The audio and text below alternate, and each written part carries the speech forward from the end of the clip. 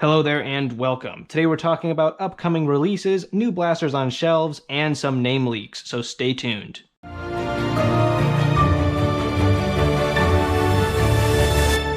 First up, we have the Nerf Rival Pilot. Now, we did talk about this in my last Nerf news video, but at that time, all we had was the name. But now we can get a really good look at this thing. The Pilot is a single-shot, breech-loaded 90 FPS Accu Rival blaster. Now, unlike previous single-shot Rival blasters, the Pilot's breech opens down, similar to a barrel break. I'm not sure if this is going to be better or worse than what we've had in the past, but it's definitely interesting to see something different. Overall, I think the Pilot looks very promising. Up next, we have the Nerf Minecraft Heartstealer Sword. Now, while I do think this is wildly overpriced at right under $30, it is very interesting because we've never had a product like this before. Now, of course, this thing is shaped like a sword, but it is actually a single-shot blaster. One dart can be loaded right at the base of the blade, and then below the hilt is the priming handle, so you pull that all the way down, it stays like a jolt, and then you can pull the trigger and it fires that one dart. Now, in my opinion, the firing performance you're getting there for that price isn't great, but the goofy/fun factor is definitely there with this thing, especially if you like Minecraft. Up next, we have a couple new Elite Junior blasters. Now, first up is the Elite Junior Flyer. This is a single-shot rear prime blaster. And then we have the Elite Junior Voyager, which is a pump-action Smart AR style blaster very similar to the Elite Junior Cadet. And that is all for Elite Junior. Moving on, we have two brand new Cyclone Shock repaints that can be found right now exclusively on Amazon. Now, these will both be shipping with 6 AccuStrike Mega Darts that will be uniquely colored for each respective paint job. Now, it is really cool that we're getting the Cyclone Shock updated. It is one of the best Mega Blasters in my opinion. It is just all around very, very solid, and both these new paint schemes look absolutely phenomenal. Up next, we have the Nerf Roblox Soul Catalyst. Now, this is a top prime single-shot blaster with some, quote, glow-in-the-dark details. Now, unfortunately, I don't think this thing's going to have Firefly tech. I don't think it's going to glow up the darts. I think what they're talking about here is the white pieces of plastic. I think all that means is the white pieces on the blaster are going to be UV reactive, but to me that is very disappointing. I think it would have made it a lot cooler if it featured Firefly tech, but unfortunately, unless you really like the aesthetics, I think it's a very average single-shot pistol. Next up, we have the 3 new D&D blasters. Now, in the Nerf news video that I did last, we only had the names to go off, but now we have these fully revealed. First up, we have this one, which is basically a Jolt reskin with very cool aesthetics. Next up, we have this one, which is essentially a 2-shot Jolt. However, I have heard that the bottom barrel will hit around 80 FPS, and that is pretty impressive for a blaster of this size. And then lastly, we have this one, which is the flagship of the Nerf D&D lineup. Now, this one is a single-shot, string-powered blaster, very similar to the 2015 Chewbacca Bowcaster. Now, overall, of course, these are not going to be practical blasters in almost any sense, but if you're a fan of the IP, I think these look very, very cool. Up next, we have 2 brand new microshots, one being Roblox and one being Fortnite. Now, first up, we have the Nerf Roblox Synchro Shot. I may be butchering that name, but this thing looks pretty neat for a microshot. I'm always a really big fan of the see-through aesthetics. And then we have the Nerf Fortnite Micro Grappler. Now, this is just a standard microshot, and it's not doing anything new, but like I said, I really enjoy seeing the translucent plastic. Next up, we have some new Nerf Super Soakers.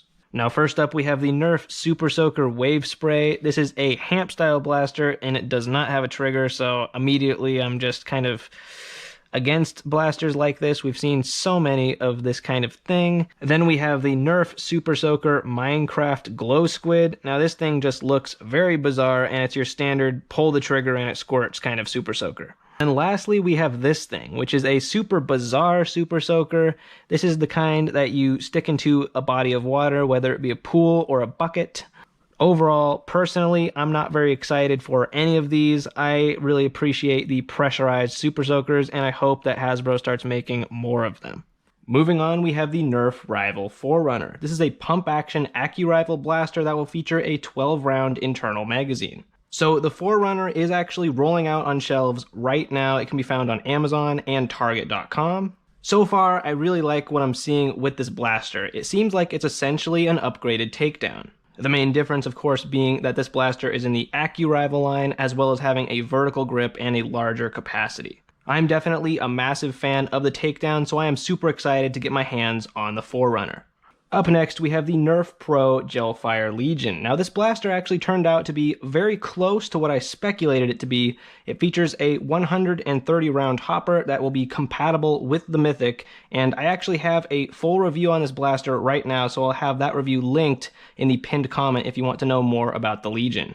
Next up, we have the Nerf Dino Squad Stego Duo. Now, if you remember in the last Nerf news video, we talked about the Nerf Dino multi-pack. Now, that turned out to be this set. Now, this set is retailing for around $20 and is available to purchase right now. This set will include 2 repainted Stego Smash. One of them is exactly like the Stego Smash that we've had previously, but then the other one, which is the green one, has a slightly different look. It features a sail instead of the plates. So not a big deal, but slightly different cosmetically. If you're a big fan of the Dino Squad aesthetic and you like these 2 new colors, I don't think this is necessarily a bad buy. Next, we have the Nerf Elite 2.0 Face-Off Target Set, which includes 2 Prospect QS4 blasters. Now, the green Prospect, while very plain looking, is actually a new color variation of the Prospect, but the blue one has been sold for quite a while. It's definitely nothing new. I don't think this is a great deal for around $18, and for me personally, these don't look nearly as nice as the Wild Edition Prospect. So the Prospect isn't really a very standout blaster in any sense, but if you want a Prospect, I think the Wild Edition one looks so much cooler than both of these. But if for whatever reason you are interested in this set, it is beginning to hit store shelves. Up next, we have a new version of Spectrum. First we had the green variant, then we had the red variant, and now we're getting the blue variant. As of right now, I can't confirm if or when this blaster is coming to the US. I think it's very nice to have another variation of Spectrum. It's a really great blaster, so we should learn more about the availability of this color scheme later in the year. Moving on, we have the Nerf Elite 2.0 Slash, which is a repainted Alpha Strike Stinger.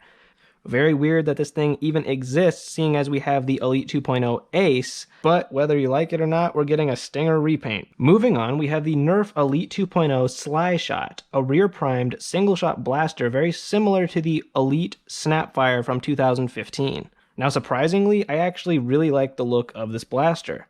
Now, if you compare the Sly Shot to its predecessor, which seems to be the Snapfire, this looks so much nicer.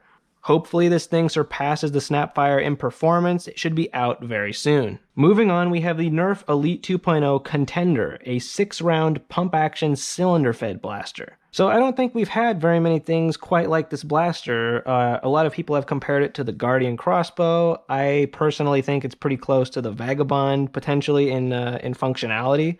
Now, it's unclear at this point whether it has slamfire or not. The rumored retail price is $25 US, which I think is false. I think it's going to retail for around $15, and I think that'll be much more acceptable. Included in the box, well, it's more of a cardboard sleeve, you're going to get the blaster and only 6 darts, which is kind of unfortunate because it clearly has dart storage in the stock, so 12 darts would have been a great minimum, but we're only getting 6. Overall, I'm not really sure how exactly to feel about this blaster yet. I don't think it looks bad necessarily, but we have so many smaller blasters with more capacity. Clearly this thing's not going to be very practical. Maybe it'll have some really cool redeeming quality. It is pump action and cylinder fed. Just the feel alone might be worth it. But for now, my thoughts are pretty neutral on the Contender. Moving on, we have the Nerf Elite 2.0 Double Punch. We can see that it is magazine fed, but besides that, we don't know much. Is it a Springer, flywheeler, full auto, semi-auto? At the moment, there's no way to tell. Now, the name Double Punch could suggest multiple ammo types, or it could suggest that the blaster is going to fire 2 darts at once in some capacity, or in tandem. At this point, we really don't have very much speculative ground. Now, the blaster should retail for around $50 US. We will know more about this thing later in the year. Up next, we have my most anticipated blaster on the list, the Nerf Elite 2.0 Wild Edition Storm Charge. Now, this blaster will be retailing for $30 US and will ship with a repainted Recon Mark II stock along with a Modulus Stealth Ops barrel. The blaster will feature 3 tactical rails, a 10-round magazine, and will be semi-auto. In my opinion, this thing looks absolutely awesome. Now obviously I don't have the blaster in hand, but from this image the grip looks really nice. The paddle release of course is going to be awesome. We have a similar magazine release on the Moto Blitz. I think this blaster is going to have an overall shorter profile than the Strife. Now obviously the Strife will always have a place because of just the sheer amount of mod kits available for that blaster, but if you're talking stock exclusively, I think this may be a superior Strife. It's super refreshing after getting the quote-unquote Strife successor in the Phoenix, because the Phoenix is not only unbalanced, not only does it have fairly bad tolerances and a very uncomfortable magazine release, but it's also solvent welded. So going from that to a blaster that may actually be a worthy successor to the Strife is just super, super awesome. So the Storm Charge should be coming out later this month exclusively at Walmart. Next up, we have some leaked blaster names to talk about. Now, some of these are going to sound weird because they are code names. First off, we have more upcoming Nerf D&D blasters. We have the Myth Tantum for $33.99, the Myth Walker for $25.99, the Myth Zard for $25.99, the Myth Meleon for $44.99, and finally the Myth Charm for $16.99. And that is all for the new leaked Nerf D&D blasters. Moving on, we have the Nerf Microshots Fortnite Bushranger, the Nerf Fortnite Peelybone, the Nerf Fortnite Guaco, and the last and most interesting Fortnite leak being the Rad AR for $59.99. Now this blaster might be full auto, it might be another Striphoid. We don't have a lot of speculative ground on any of these. Moving on, we have the Nerf Sox Alchemy, which is a code name for a Minecraft blaster, most likely, for $59.99. Then we have the Nerf Limited Joseph, which is most likely a code name for $120 US. Next, we have an even weirder one, the Nerf Limited RER House 2 for $59.99 US. Then we have another supposed Nerf Limited blaster, the new SS1. So these limited blasters definitely have me curious. Next up, we have the Nerf Hyper MS Springer for $64.99 US. Now I have no idea what this could possibly be. At around $65, it is more expensive than something like the Evolve, but it is less expensive than the Mach 100, so maybe it's a flywheel blaster. Really, I have no idea. Just hopefully this one has a hop up out of the box. Moving on, we have some new Nerf Gelfire blasters. First up, we have the Nerf Gelfire Snipe for $79.99 US. Being called the Snipe, hopefully this blaster has a higher FPS than something like the Mythic or Legion. Then we have the Nerf Gelfire Ghost for $69.99 US. I'm not too sure what this one could be either, but with a name like Ghost, maybe it could suggest glow-in-the-dark rounds. Next, we have the Nerf Gelfire Raid for $54.99 US. With a name like Raid, it could be anything. There's really almost no speculative ground on this one.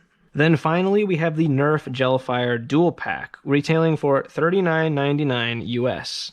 Now this one's name is a little bit more revealing. We of course know that it's going to be a dual pack, which means the value of both the blasters in the box will be around $20. Now these could just be repainted Legions because the Legion does retail for around $20 as well, but you never know, and these could turn out to be something new. And that is all the news for today. Thank you very much for watching. I would love to hear what you are most excited about, and happy nerfing.